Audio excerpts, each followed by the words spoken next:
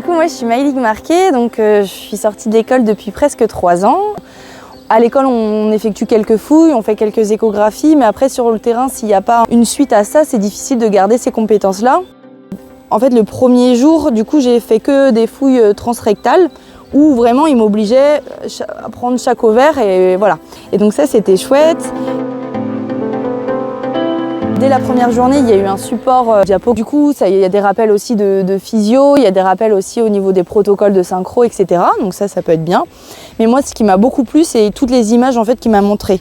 Des images et des vidéos, parce qu'il a un bon catalogue. Et donc du coup, ça te permet en fait, d'avoir déjà des images en fait, beaucoup en tête. Donc du coup, le lendemain, j'ai pris l'écho.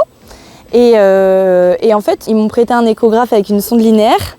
Et donc je n'avais pas l'habitude en plus de travailler vraiment en sonde linéaire. Et ce qui était pas mal pour le coup, c'est que j'étais vraiment obligée en fait, de vraiment faire mon tour d'utérus vraiment convenablement par rapport aux sondes en fait, hybrides ou convexes en fait.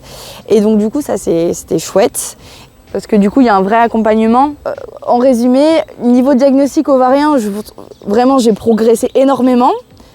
Faudra voir aussi comment moi je le mets après en application en allaitant.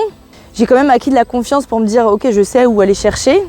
Et du coup, je pense qu'avec la confiance, ça vient la rapidité, etc.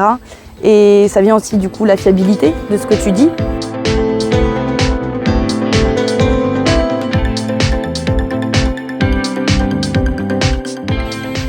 Alors l'idée de rentrer dans ce cycle de formation, c'est déjà de pouvoir partager un petit peu ce qu'on fait et de le partager avec des jeunes qui rentrent dans le réseau afin de pouvoir continuer à développer ce genre de service dans les différentes structures du réseau, avoir un échange d'expérience et puis ça permet aussi de sentir un petit peu la jeune génération, comment elle perçoit aussi le métier et donc avoir un contact avec les jeunes entrants.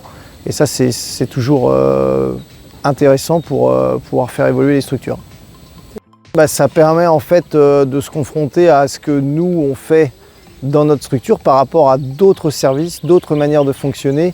Et donc de pouvoir réimporter des bonnes idées qui sont faites ailleurs, alors qu'on a pu avoir connaissance en discutant avec les vétos parce qu'on se connaît quand même relativement bien, mais de le voir en pratico-pratique et d'avoir le salarié ou la personne qui revient avec ces idées-là et pouvoir les confronter avec ce qu'on fait et d'améliorer ce qu'on fait.